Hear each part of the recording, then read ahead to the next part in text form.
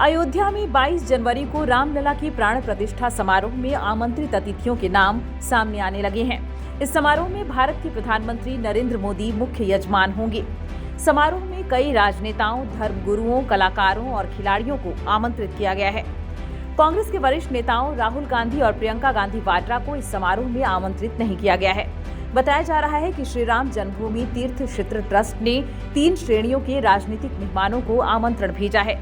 इनमें मुख्य धारा की पार्टियों के अध्यक्ष, लोकसभा और राज्यसभा में विपक्ष के नेता शामिल हैं। इसके अलावा वे लोग भी शामिल हैं जिन्होंने 1984 और 1992 के बीच राम मंदिर आंदोलन में भाग लिया था।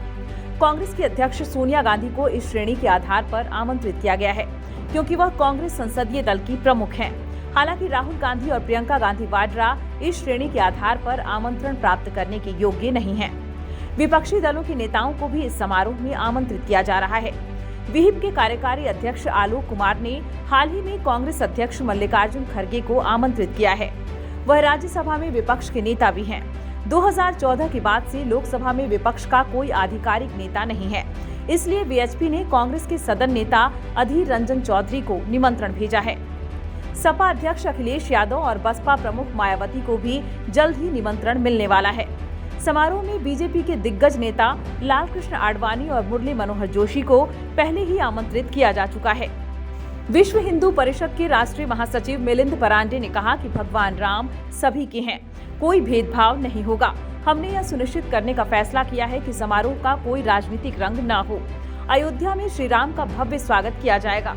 वीएचपी नेता का यह बयान कई विपक्षी नेताओं के उस बयान के बाद आया है जिसमें उन्होंने कहा था कि वे प्राण प्रतिष्ठा समारोह में शामिल नहीं होंगे।